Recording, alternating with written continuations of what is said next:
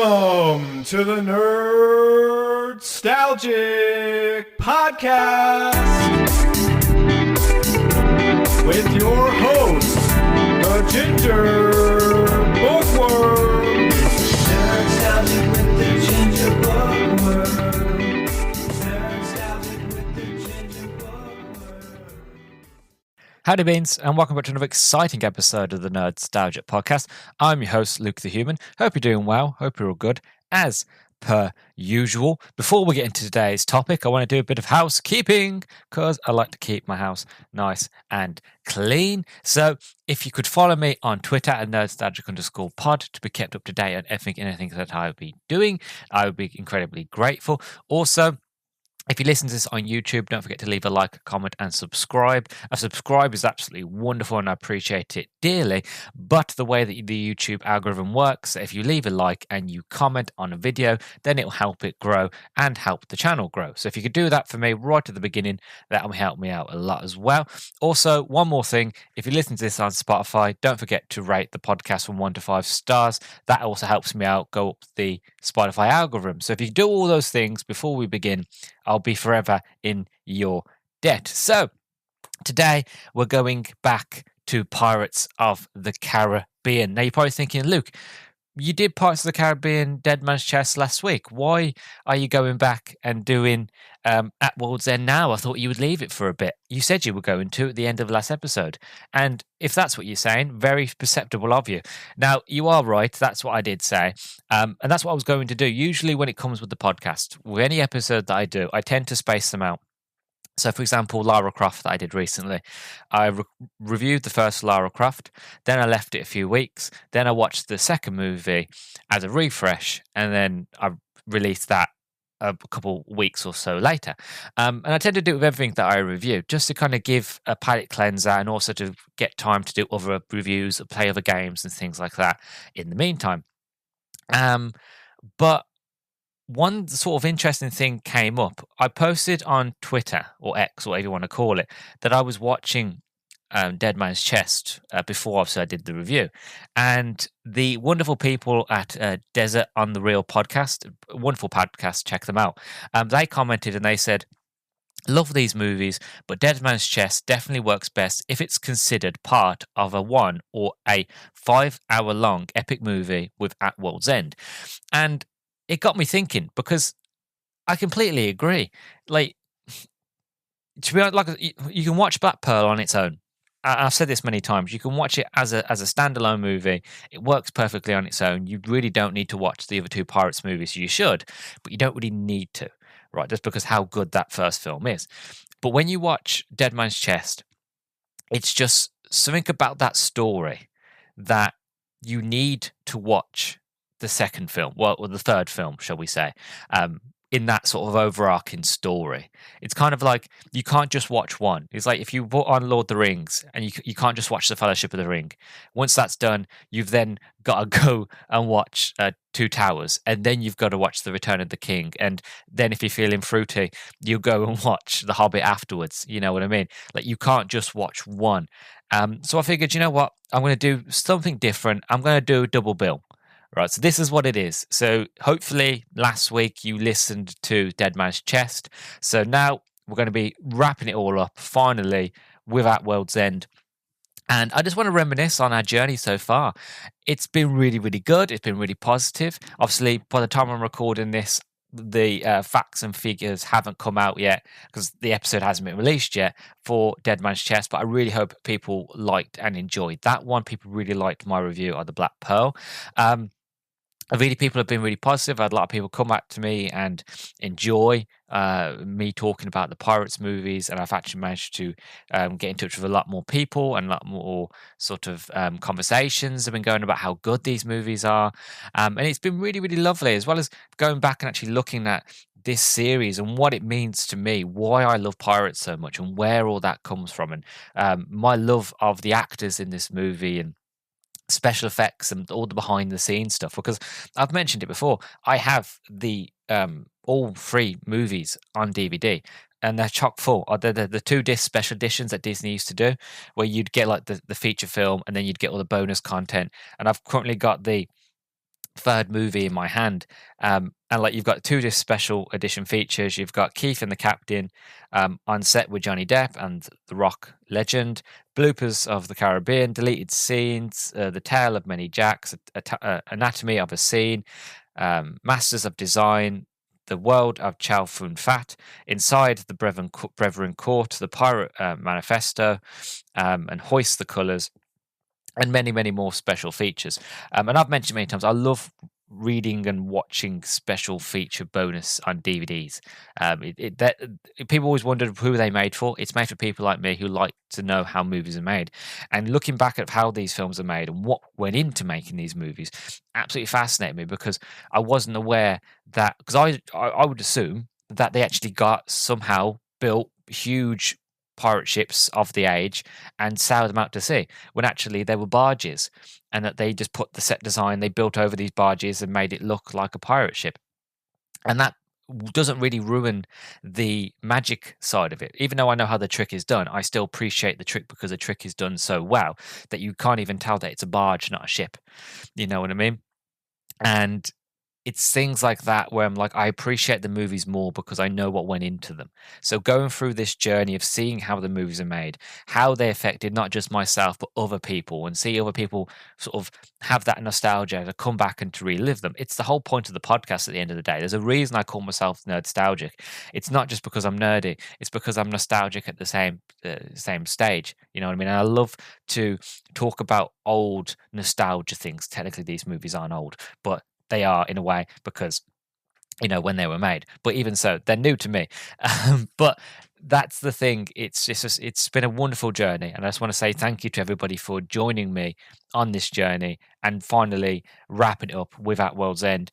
If again, Dead Man's Chest and this one, if they both do very, very well, and if people really want me to do it, then I will watch On Stranger Tides and I will watch Salazar's Revenge. I don't really want to watch Salazar's Revenge. I don't mind watching On Stranger's Tides, but if people want me to, I will watch them and review them. But as far as I'm concerned, the Pirates franchise ends with this one. This is the last one. This is the last great one. Afterwards, they got a bit magoo. But again, if people want me to, just let me know in feedback or comments on Twitter or DM me or whatever, Discord, whatever you have me on. Just let me know there. And if enough people are interested, I will watch it and review it. So, yeah, thank you very much for joining me on this journey so far. Anyway, into today's movie. So, for the cast, so it's the cast that we've known so far. Obviously, Johnny Depp, Orlando Bloom, Keira Knightley, Jeffrey Rush is back as Captain Barbossa. At the end of the last movie, we have a hint that Barbossa. Well, we don't see him at first. We just see his feet. We don't know who he is.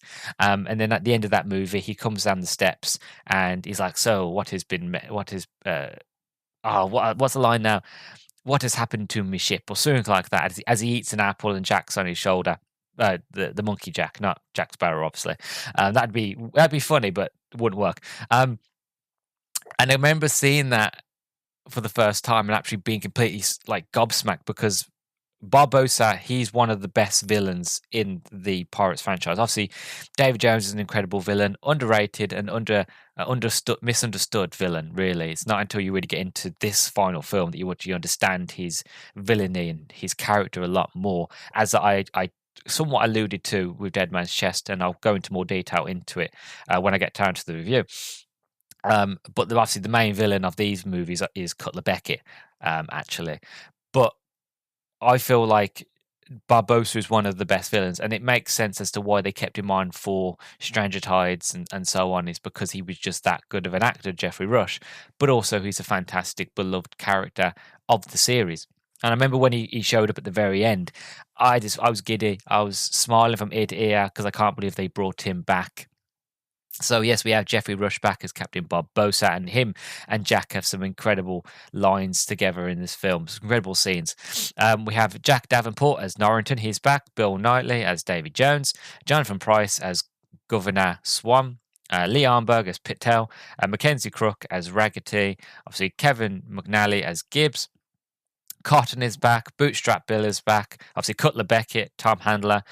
Tina Dalma as Naomi Harris as Tindalma, or shall we say Calypso, Martin Clellaber as Marty, David Schofield as Mercer, and so on and so forth. So obviously the whole crew is back. So everybody that we know is back. As for the production of the film was actually quite a lot shorter for this one. For the first two movies, the production was absolutely huge. But I managed to condense it, but also what I found in doing my research is that in terms of development and filming, not a lot happened because the movies were shot back to back. The second film and this film were shot back to back. So a lot of the stuff in development I've already spoken about in the last film. Also, don't need to talk about special features because we already know what the special features are because I talked about them in the first and second film. So really the main important things was the development and the filming. And I've managed to condense them so it won't be as long. As for the development, so following The Curse of the Black Pearl success in 2003, the cast and crew signed on for 2 sequels to be shot back to back. For the third film, director Gore Verbinski, I always struggle with his name, even though I've said it multiple times, I always struggle, wanted to return the tone to that of a character piece after using the second film to keep the plot moving. Inspired by the real-life Confederation of Pirates, Elliot and Rossio looked at historical figures and created fictional characters from them to expand the scope beyond the main cast. Finally, in embezzling their mythology, Calypso was introduced, giving full circle to Barbossa's mention of heathen gods that created the curse in the first film. So that is the development. As for filming, parts of the third film were shot during location filming of Pirates of the Caribbean Dead Man's Chest, a long shoot which finished on March the 1st, 2006. During August 2005, the Singapore sequence was shot. The set was built on stage 12 of the Universal Studios backlot and it comprised 40 structures within an 80 by 130 foot or 24.40 meter tank that was 3.5 feet, 1.1 meters deep. As 18th century Singapore is not a well-documented era, the filmmakers chose to use an expressionist style based on Chinese and Malaysian cities of the same period. The design of the city was also intended by Bavinski to parody spa culture, with fungi growing throughout the set. Continuing this natural feel, the floorboards of Sao Fang's bathhouse had to be cut by hand, and real humidity was created by the combination of gallons of water and the lighting equipment on set. Filming resumed on August 3rd, 2006 at the Bonneville Salt Flats in Utah for 70 days off the Californian coast, as all the shooting required in the Caribbean had been conducted in 2005. Davy Jones's Locker was shot at Utah, and it was shot in a monochromatic way to represent its different feelings from the usual colourful environment of a pirate. The climatic battle was shot in a former air hangar at Paladine, California, where the cast had to wear wetsuits underneath their costumes on angle-tipped ships. The water-drenched set was kept in freezing temperatures to make sure bacteria did not come inside and affect the crew. A second unit was shot at Niagara Falls. Industrial Light and Magic did 750 effect shots, while Digital Domain also took on 300 shots. They spent just 5 months finishing the special features. The film posed numerous challenges in creating water-based effects. Filming finished on December the 12th, 2006 in Monaco, and the first assembly cut was 3 hours long. 20 minutes were removed, not including end credits, though producer Jay Bruckheimer maintained that the long running time was needed to make the final battle work in terms of build-up. So yeah, not a lot to talk about in the development and filming. Like I said, they shot them back to back. They used a lot of new scenes, and a lot of the scenes was already shot sort of in the Caribbean while they were filming the second movie, which again, you would hardly know that it's done so seamlessly that you wouldn't realize that these movies were shot back to back unless you were sort of a hardcore nerd like me and you actually like looking into the backstage side of it all. But yeah, the thing that doesn't really bother me that much is the fact of how long these movies are. As I mentioned in Dead Man's Chest, when a movie is good, when it's captivating, when it's interesting, when it's really sucked you in and pulled you in, you never realize how long you're there for. The only time that you know that a movie's not doing very well or a movie's not very good or you're not enjoying it is whenever you look at your watch or you tend to pull your phone out in the cinema and you sneakily look at it, see what time it is. I've never done that with a movie that I've enjoyed, either be in the cinema or at home. I've never really got distracted. The only time that I'm not interested is the fact of like, oh, this is dragging a bit. All right, what time is it? All right, look at my watch. Oh, it's going. And with the Pirates movies, it's not just the roasting the glasses for me liking them so much. Generally, they're that well made and they're that captivating and they pull you in that much that you get lost in the story. That it doesn't matter if this movie is 3 hours long, you will sit and watch and just be drawn in.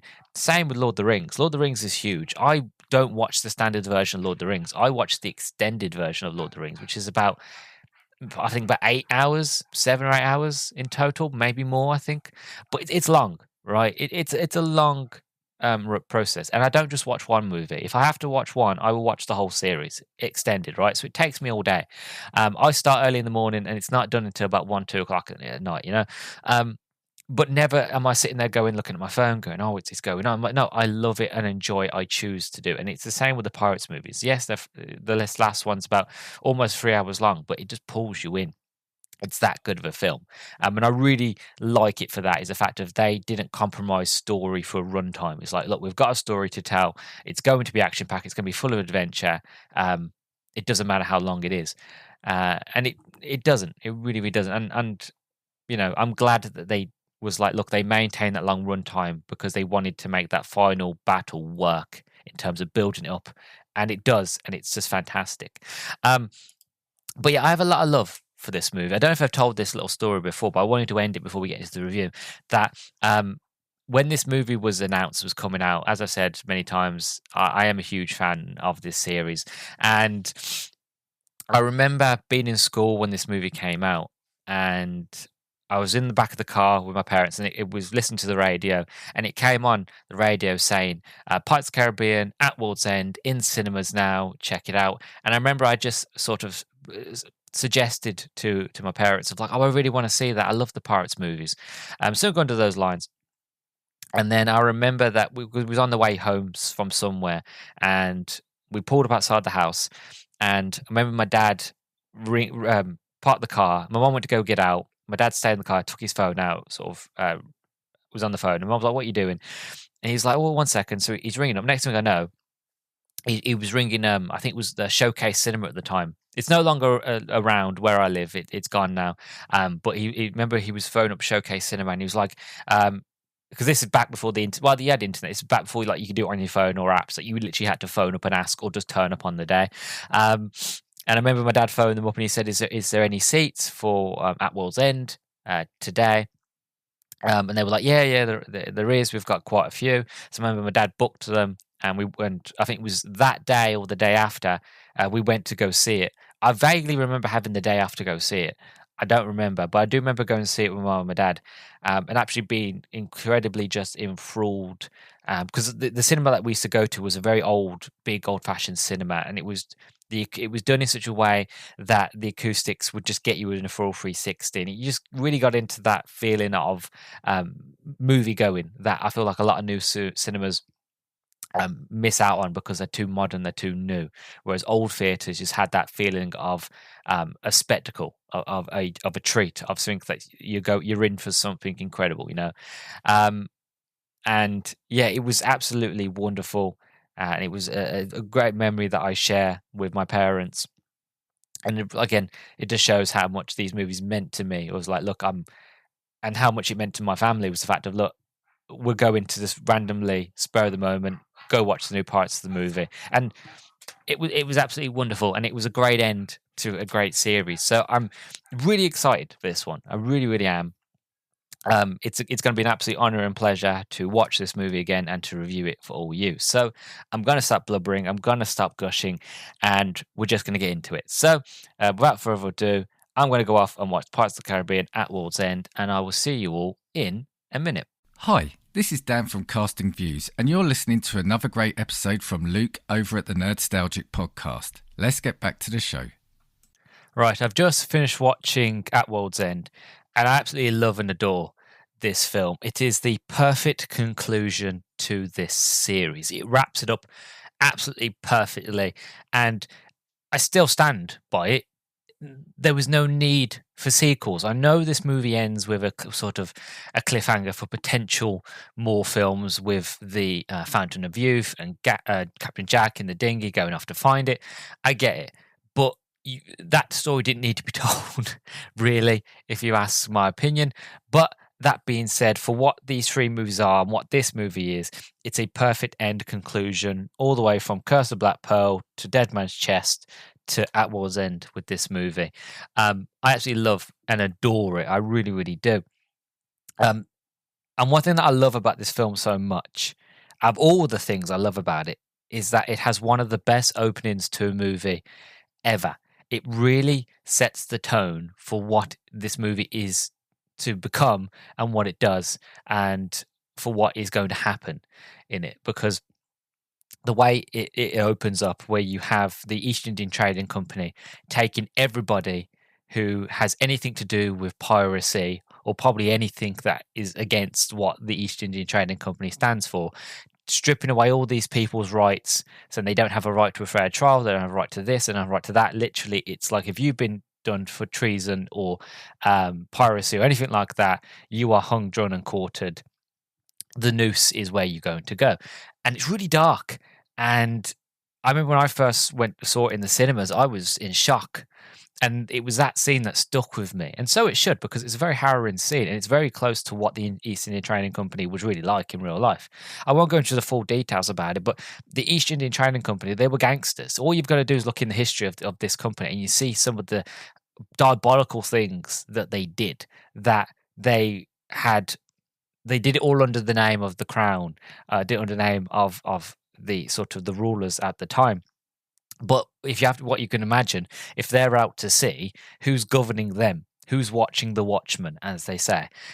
So they got away with things. They did whatever they wanted. They did a very sort of disgusting things, and they were a very cruel and horrible group of individuals. They were like gangsters. They were like the mafia of the sea. Like they ruled with an iron fist. It was very, very diabolical. And I won't get into the history of it because there's a whole history about that. But the point is I'm trying to make is the fact of they are very accurate in this movie to what the trading company was really like.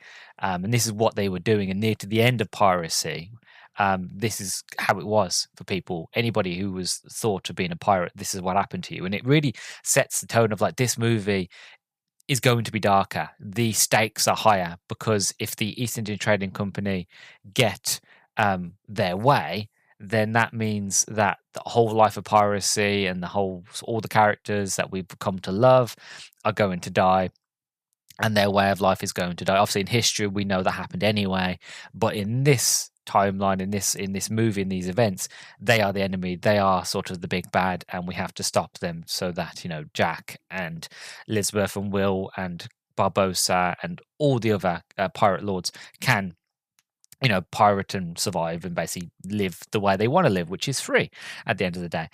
So I love the opening to this film. Like I say, it's one of the best openings to a movie ever. And my feelings on the film and its conclusion is that like it does everything that you want the sort of the final movie to be and do. Really, it has the sort of action and adventure that we've come to know and come to love of the Pirates movies. It has it in spades. Like the whole final hour of this movie is one giant ship battle in a cyclone or maelstrom, whatever you want to call it, where you've got the Black Pearl and you've got Davy Jones basically fighting each other, firing cannonballs at each other and having epic sword fights, incredible cinematography. So you get the action, but you get the conclusion to all the other stories. You get sort of realization of Davy Jones and Calypso's relationship. You get sort of the conclusion of what Jack is really trying to get out of all this. And Cutler Beckett, he's in it a lot more, and what he is trying to get out of everything, and everybody's got it's basically because they're all pirates, really. Even Cutler Beckett, really, he's a pirate himself because he has these aspirations. He has bigger aspirations, more things he wants to get out of this situation. So they all basically want to get something out of it. Will wants to save his dad, but at the same stage, he wants to save his relationship with Elizabeth, and he realizes that the more he goes to save his dad, he's losing Elizabeth more and more. So he's fighting with that. And yeah, I just feel like this film perfectly sort of takes all the story threads that are from the first two films and brings it to the forefront. And it ends really, really nicely, ends perfectly. And you still get the adventure, you still get the fun, you get the moments where Jack is going crazy because he was in the locker. We don't know how long he was in the locker for, but he was there for a while.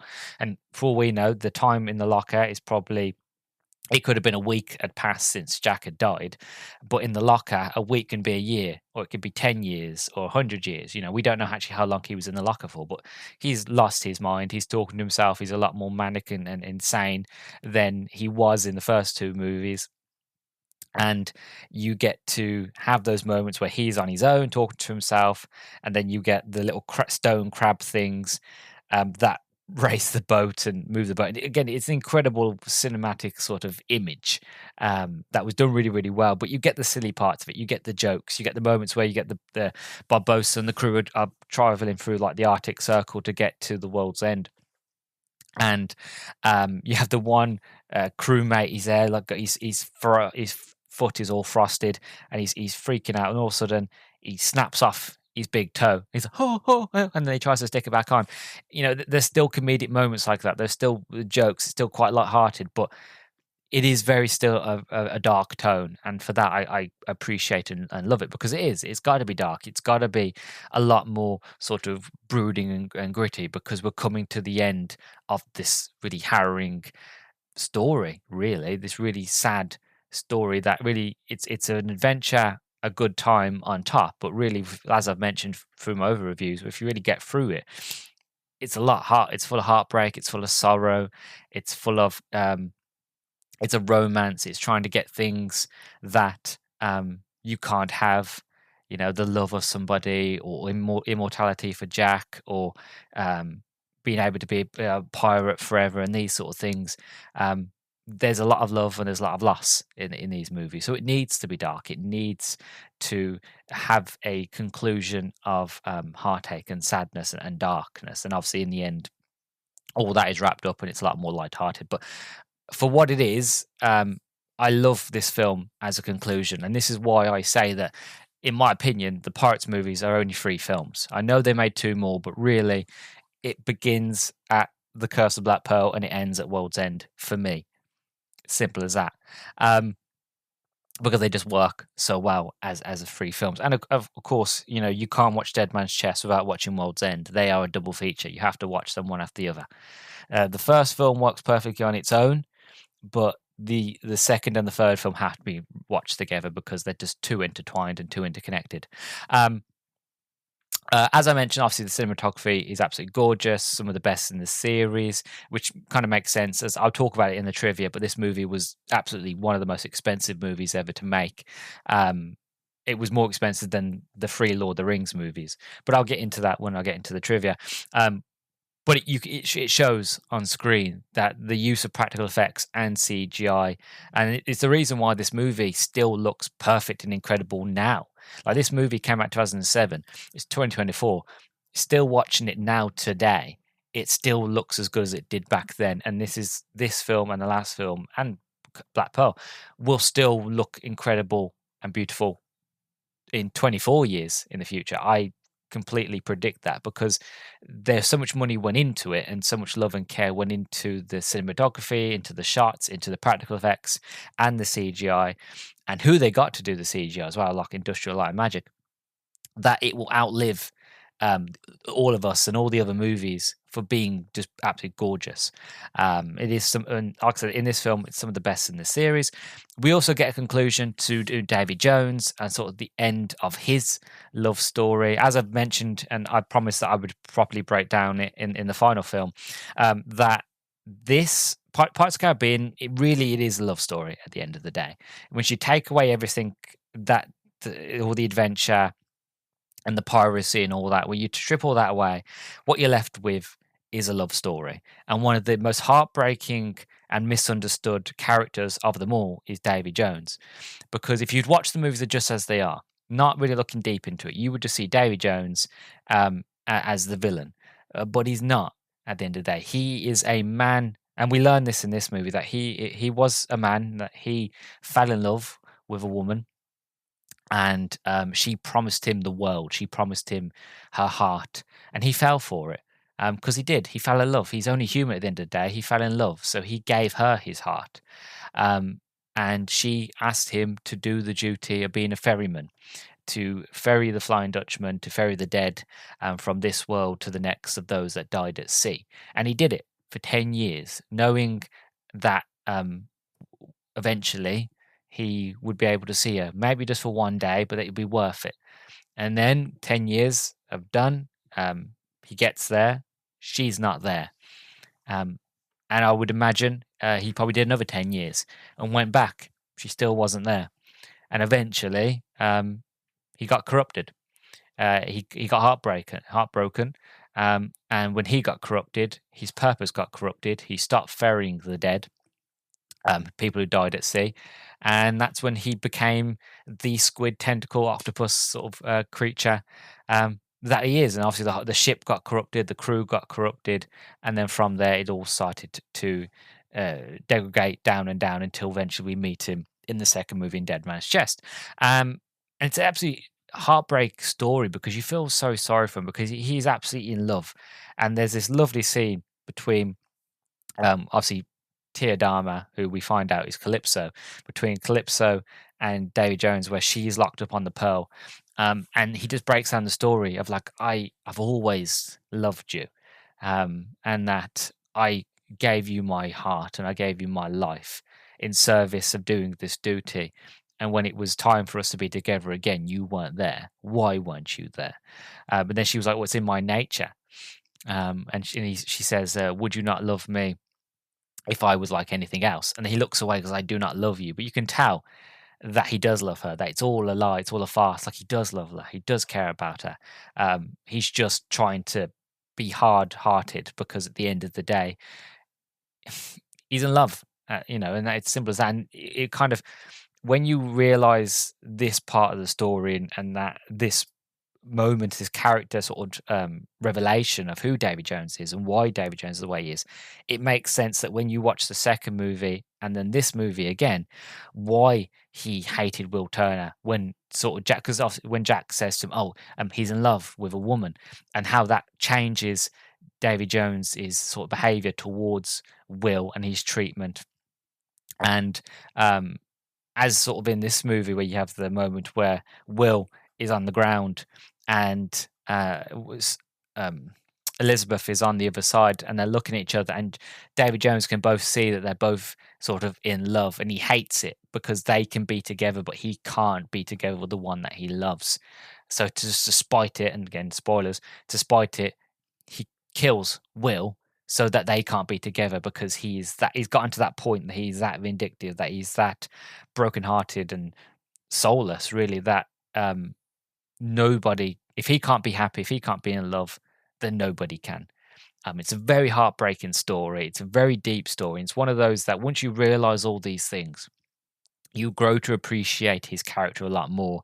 And one thing that I love, and I don't know if it was if it was a design choice or if it was a decision, but what I love, that when you see David Jones in this movie, when from the first moment you see him to one of the last scenes before sort of he dies, as the film goes on, every time you see Davy Jones from then on, he gets more and more corrupted. That he looks more, how can I explain it? He looks more disheveled. Yeah, there's more about him. Like he's got black marks and spots all over his tentacles, all over his face. Really, his clothes are a lot more ragged and ruinous and shredded. And it's same with the crew. The crew look a lot more fish-like, a lot less sort of human features, more fish-like, and it just shows that he has basically become more corrupted and more heartless and less loving and less human from the events of the second movie, and as this movie goes on, it happens more and more to the point of the end of the film. When you last see him, he is just completely corrupted and completely lost in himself. And it's not until sort of Will sets him free that he has a moment of love, of life back. And yeah, it's a wonderful arc. And like I said, once you realize this, once it really starts to settle in, you can appreciate his character a lot more. And I no longer see Davy Jones as a villain. Like, he is a villain, but I don't see him as a villain. I see him as a misunderstood character who fell in love, didn't realize that the woman that he fell in love with would betray him, and he basically betrayed her because she betrayed him, and he just fell to loss. But he never stopped loving her, and that was the thing. And it's a very wonderful, beautiful thing, really. And like, this is why I say that this whole film's a love story, because it's David Jones is the most heartbreaking of all love stories. But obviously, you have Will's love for his father, and he struggles to try to free his father, but also his love for Elizabeth at the same time. You have Jack, who wants to live forever, who's constantly running away because he doesn't want to die, because he wants to make sure that he can pirate for as long as he can, be a pirate forever. And that is Jack's love, really. He loves his friends. Like, he pretends that he doesn't. He cares about Elizabeth, and he cares about Will to an extent, and his crew and that sort of thing. But his real sort of goal, his real port, really, is the sea. And he wants to rule it forever, and that is his love. And you could break it down easily for all the other characters as well. But it is a love story. It is them trying to get something that they love. And again, it's interesting. It really, really is. But yeah, so a fantastic conclusion to David Jones and sort of his story. And before we get onto my overall thoughts, I just wanted to do one final history lesson, pirate history lesson. So in this movie, they talk about the Brethren Court, and they talk about the 9 pieces of 8, and that there are 9 brethren, and the original Brethren Court came together and bound Calypso to a human form, so that she will have no domain over the ocean, and that the domain of the ocean can be to the pirates, can be to man, basically. I wanted to have a look to see if there was a real sort of Brethren Court, that if this idea of pirate lords was a real thing. And the answer is yes and no. Like, there was no Libertalia, there was no sort of pirate island, there was no sort of governing sort of factions in pirating, because it goes against the whole idea of being pirates, really. But there was a Brethren of the Coast, which is kind of like the Brethren Court, but a little different, right? So the Brethren of the Coast were a loose coalition of pirates and buccaneers that were active in the 17th and 18th century in the Atlantic Ocean, the Caribbean Sea, and Gulf of Mexico. They mostly operated in 2 locations: the island of Tortuga off the coast of Haiti, and the city of Port Royal on the island of Jamaica. The Brethren were a syndicate of captains with letters of marque and reprisal, who regulated their privateering enterprises within the company of privateers and with their outside benefactors. They were primarily private individual merchant mariners of Protestant background, usually of English and French origin. They were originally refugees who settled in Hispania, mostly French and British Protestants. They would supply wares to visiting ships in exchange for guns and ammunition, an activity which led to the Spanish driving them out. These former refugees lived in something akin to a republic, despite their origins. Their ranks swelled as they were joined by other adventurers of various nationalities, including Spaniards, African sailors, as well as escaped slaves and outlaws of various sovereigns. The English had their heyday around the 1650s when they seized Tortuga from the Spanish. These privateers were issued letters of marque to defend the island from the Spanish and raid Catholic, French, and Spanish shipping. Their decline can be attributed to various factors. The peace between William of Orange and Spain decreased the incentive in privateering. The Treaty of Madrid, which from 1670 resulted in the English renouncing their claims to the Caribbean territories, in addition to the demographic changes which featured a rise in slave labor in the Caribbean islands, was a compounding factor. Most maritime families moved to the mainland colonies of the future United States or to their home countries.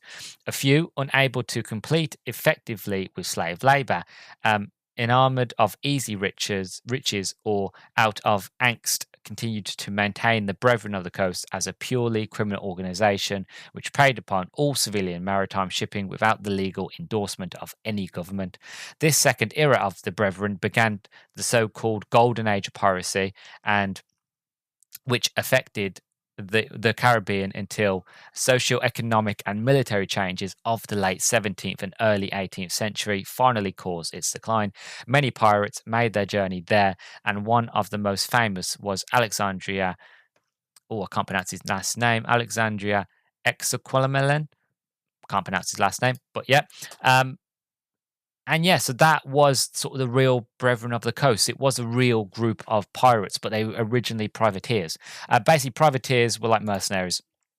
That how it would work is that, say, for example, the British Crown, for example, if you were caught for being a pirate, if you was a good and effective pirate, you'd be given sort of a mark of saying you could be a privateer. And what that meant is the fact of, I give you the right to be a pirate, but you can only pirate with people that I say you're allowed. So, for example, if it was English, it would be the fact of, okay, I want you to raid and destroy Spanish and French ships and galleons and man of wars and things like that. That is whoever that's who you can basically go to war to and destroy, but you can't do any English vessels. And it was the same for other countries. Whoever their enemies were, that was it. And that's basically what privateering was that, you work for the company or you work for this organization, but you can only do our enemies, basically, but you can't do everybody. And that's basically the idea of what a privateer was. And what I love about this film is that I just remembered to mention, because I forgot to write down in my notes, there's two deleted scenes from this film. There's quite a few deleted scenes, but there's two that always come to mind and what I love.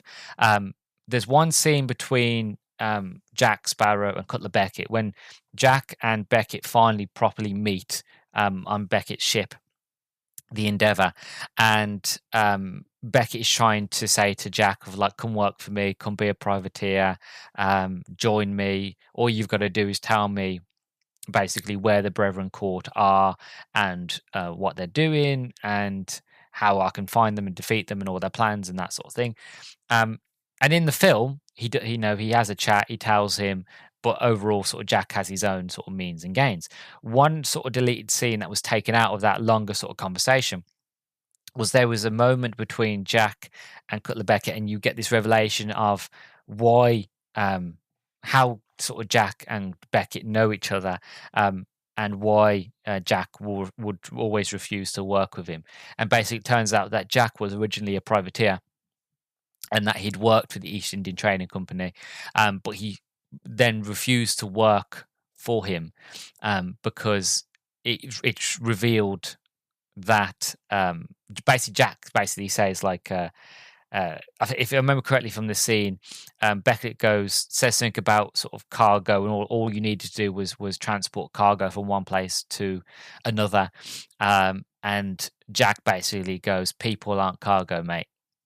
And it kind of gives the idea that and the sort of the concept in the story that Jack as well. Jack obviously has morals, but Jack refused to transport slaves and people from one place to another, because again, that's what the East Indian Trading Company were doing. They were trading in slaves and as well as other things as well.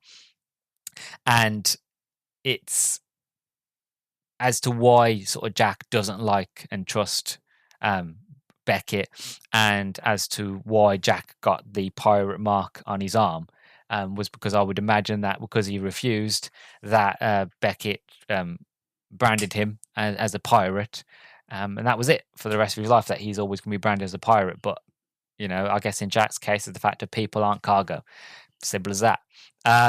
So I wish they kept that scene in, because it's a very important scene to who Jack is and to Jack's relationship with him and Beckett.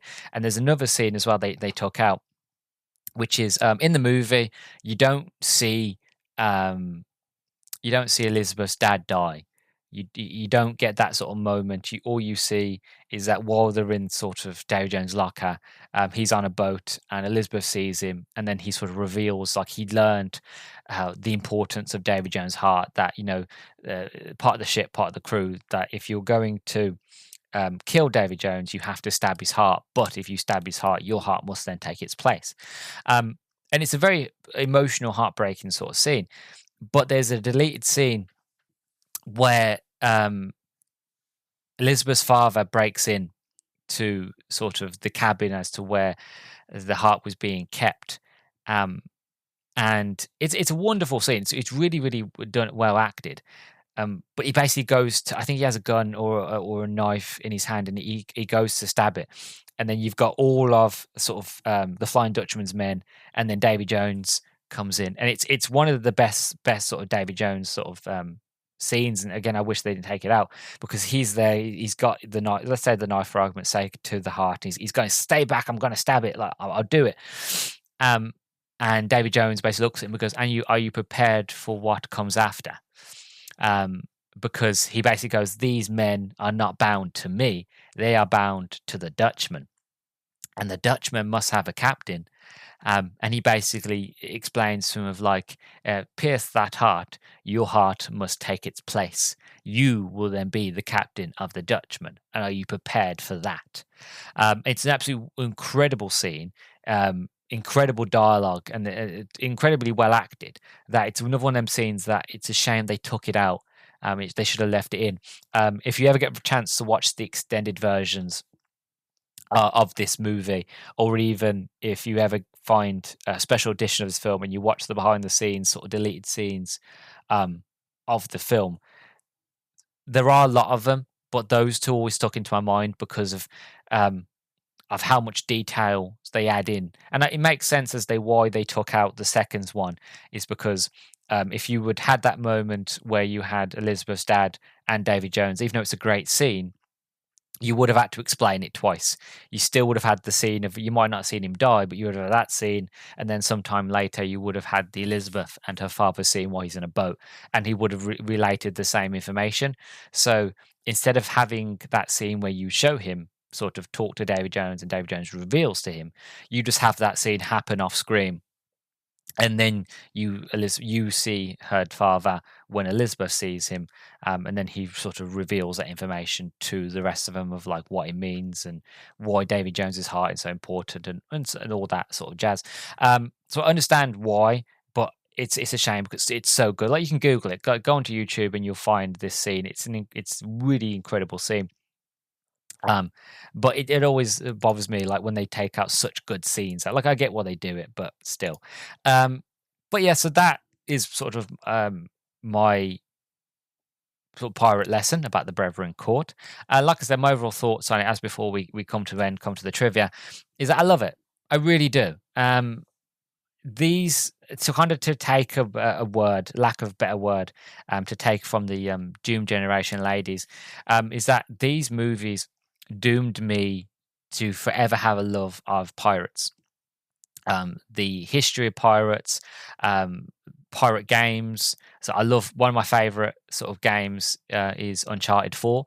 I haven't really played, I've played a little bit Uncharted 1, haven't played Uncharted 2 or 3, but I I've played Uncharted 4 multiple times just because I love the links to piracy in it and the whole idea of a pirate sort of Libertalia, like a pirate city, and all that. Like I love all that side of it, and I really love a Lara Croft game that goes into pirates as well. It's also doomed me to love all things pirates, pirate TV shows, pirate movies, pirate history, and yeah. So I just love these films a lot, and it's been one hell of a journey to go back and to watch them and to re-experience them. Because actually, before this, I hadn't watched them in a long while. These are not the films that I tend to go back to every year, and it's not that I don't want to. It's just the fact of they are films that they are.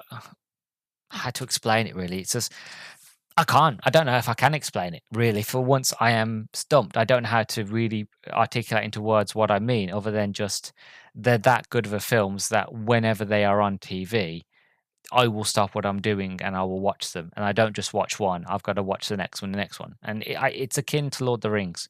You can't just watch Fellowship of the Ring. You've got to watch the Two Towers. Then you've got to watch Return of the King. You know, you just have to do it. You can't just watch one. These movies are so good and so infatuating and pulls you in so much that you need to know what happens next. And that's just how I feel about these films.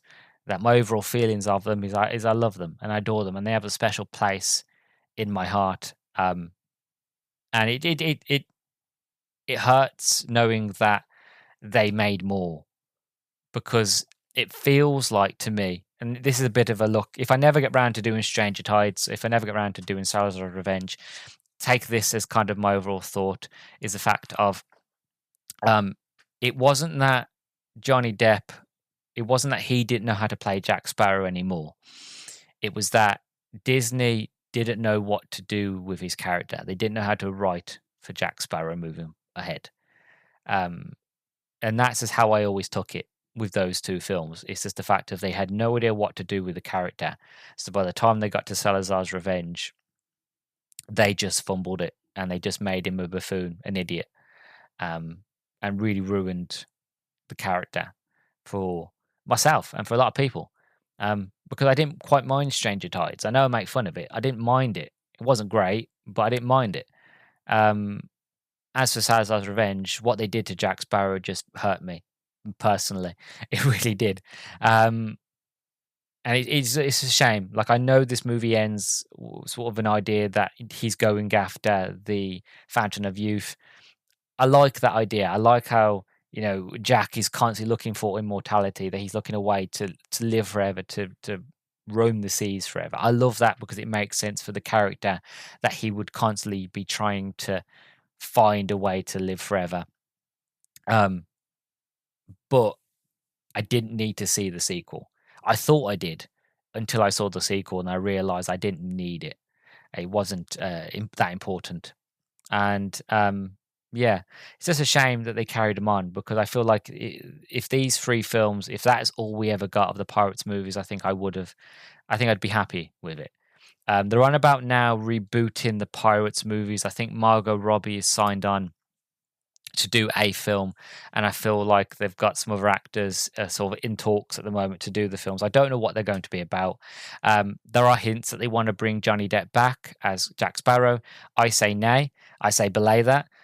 To use a pirate term, belay that, because it's not that. As I mentioned, I just feel like they no longer know what to do with the Jack Sparrow character.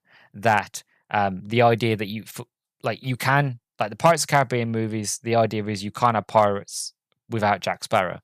And I tend to disagree. Like the first three movies, they work perfectly with Jack Sparrow, but if you ever go on the ride, or if you ever talk to anybody who knows Pirates of the Caribbean, Jack Sparrow wasn't added until The Curse of Black Pearl. You know, so he only became that good because how good Johnny Depp is. But I am of the belief that you can have a pirate story without Jack Sparrow.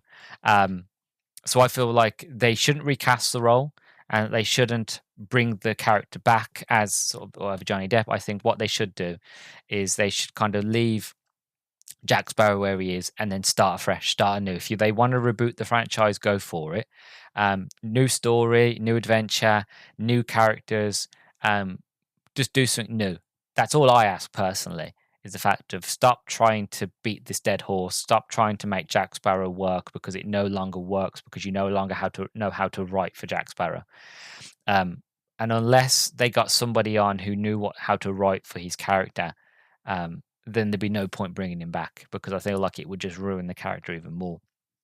But again, that's my 2 cents on it. If I never get a chance to actually review of Stranger Tides, if people don't ask me to, or if it's not something that people want, then that is my sort of 2 cents on the next 2 movies. Is the fact of they weren't needed, but they were. It's a shame because it ruined the character of Jack Sparrow, especially the last movie did it. Especially the Stranger Tides, not a lot, but the last movie really, really did. But yeah, so that is my overall sort of thoughts on At World's End. Now, before we get to the end, a bit of trivia. So, as I mentioned in the review, this was the most expensive film ever made at the time. No adjustment for inflation. The budget ran to about $300 million. That's more than the budget of all 3 Lord of the Rings films combined. So this film was very, very expensive to make. And it's not just because they shot it back to back. It's because of how much they did practical. The practical is wonderful, but practical is expensive. Then you add on the fact of they shot at location as well, which is very expensive. They also had a lot of CGI, which is very expensive as well. So even though that Disney can afford it, it's still very much the fact of very, very expensive. Now, these movies made their money back. I'll actually Google it now. Actually, the Pirates movies, how much they made. How much did the Pirates movies make? Right. So, Curse of Black Pearl made $654.4 million. Dead Man's Chest made $1.66 billion. At World's End made $963.4 million. And then, for some unknown reason, Pirates of the Caribbean on Stranger Tides made $1.46 billion. So it actually made more money than At World's End, which that don't make sense, but okay. And then Dead Man Tell No Tales, even though I don't like it, it still was a very profitable movie, and it made $795.9 million. So it makes sense as to why they probably kept making them, because Disney saw the money and was like, cha-ching, we're going to keep making these. As long as people keep coming to watch them and give us money, we're going to keep making them. But yeah, that being said, they made their money back. In the first 3 movies, they made their money back. So it's not so much like usually you think 300 million for 3 movies, bloody hell. But when you see actually how much money these films made back, and then sort of how much they made on DVD sales and merchandise as well, it's a profitable franchise at the end of the day. So it makes sense. The green flash is a real but very rare optical phenomenon during sunrise or sunsets that is best observed at sea. It is caused by the refraction of light in the atmosphere, amplified by a mirage. I've never seen it personally because I've never been out to sea, but I've seen videos of the green flash. It's a real thing. And the tales are true. The idea that sailors would say that if you saw a green flash, it would mean a soul would come back from the dead. Of the old superstitions, but when you're at sea on your own, these things start to grow. These stories. The character of pirate lord Mrs. Ching is likely inspired by the real-life Chinese pirate Chang Ai Sao, aka Chung Yun So, who controlled the South China Sea with her large pirate fleet in the early 1800s. A real-life council of pirates existed in one time. The Brethren off the coast was a loose coalition of pirates and buccaneers active in the 17th and 18th century in the Atlantic Ocean. At around 23 minutes into the movie, the scene in which Jack the monkey is shivering was accomplished by the concurrent efforts of the special effects and animal training department. The effects guys made a small wooden barrel with a vibrating plate on top. The animal trainer taught the monkey to sit with her arms crossed on the plate. I love Jack the monkey. The waterfall scene was filmed at Niagara Falls.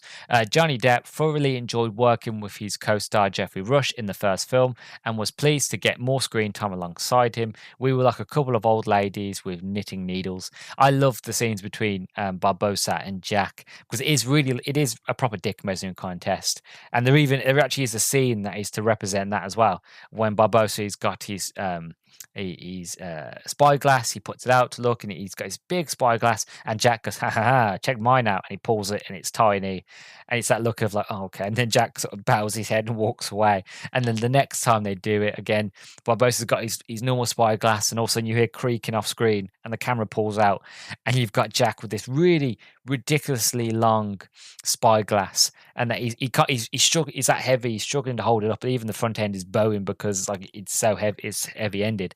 And you get this look when Barbossa pulls down, looks at Jack, and he kind of gives him that look of like show off. But it was like their scenes between them, like too many chefs in the kitchen ruin the broth at the end of the day, and too many captains of a ship really start to make things a bit confusing. And you've got Jack trying to captain as well as Barbossa's trying to captain as well, because Barbossa still sees the Black Pearl as his ship. And obviously Jack's is his, and like so they're both trying. It is a dick measuring contest between them, but it's so wonderful between the scenes that they share that I really enjoy. It kind of it calls back to the fact of you can imagine that they got on and they were good friends with each other before obviously Barbossa mutinied Jack. In the first films, you can imagine they had a good rapport with each other before then. The scenes in Davy Jones' locker were shot in Utah.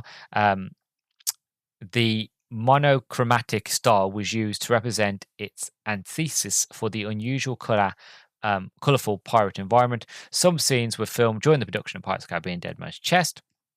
At around 41 minutes, the film is the first in the franchise in which Captain Barbossa's first name, Hector, is said. Interestingly, the writers did not initially plan on giving the character a first name. In the commentary Pirates of the Caribbean: The Curse of Black Pearl, Johnny Depp jokingly said that Barbossa's name was Hector. This comment was misinterpreted by fans to be the character's actual name, and thus left the writers to feel that they had no choice but to include it into the franchise. So I love that sort of idea that like Johnny Depp was made a joke. Oh, his name's Hector, Hector Barbossa. Doesn't really fit, but I like it. It suits the character, like Hector. Like especially when he says it goes, Hector. It just works. So I love that the writers are like, okay, we added in for the fans. But yeah, so that's it really. That is the end of my Pirates of the Caribbean adventure. Like I said, if people want me to watch the other films on Stranger's Tides or Salazar's Revenge, then please do let me know, or don't. It's up to you. To be honest, people always say to me, Luke, you're a very, very positive person. Why are you so positive? And at the end of the day, the reason being, it's not that I am just a naturally positive person anyway, but when it comes to the podcast, when it comes to topics, I tend to review topics that I know that I would like and enjoy. Not just topics that I know I can talk about, but also ones that I know that I will enjoy. I don't tend to watch bad things or things I don't like. So if you want to see me negative, if you want to see me rant, if you want to see me get confused and angry, then by all means, let me know if you want me to watch those other two movies. Otherwise, if you're content with me being positive, then I won't do them. But we will see. We will see what the reception is to Dead Man's Chest and to this one. Fingers crossed it's positive. If it is, it is. If it isn't, it isn't. But what more can you ask for? Pirates of the Caribbean movies from start to finish, from Black Pearl to World's End, perfect. And in my opinion, the beginning of the end of the Pirates of the Caribbean. Simple as that. So yeah, so until they decide to make a reboot, or you ask me to do the next few movies, this is finally the end of those Pirates of the Caribbean reviews. It's been an absolute pleasure. Looking back, it's been wonderful, and I do enjoy it deeply.